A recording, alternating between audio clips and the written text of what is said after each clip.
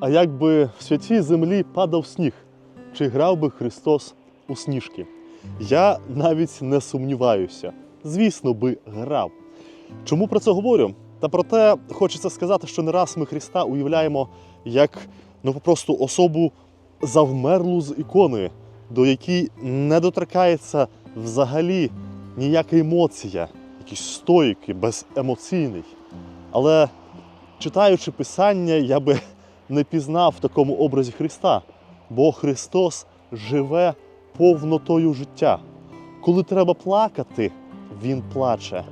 Коли страждає людина, Він не дивиться на неї згори з якимось нерозумінням страждання.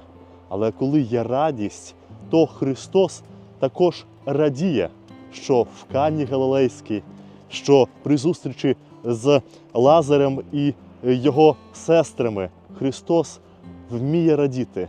Навчимося і ми і страждати, і радіти, і жити життя повнотою.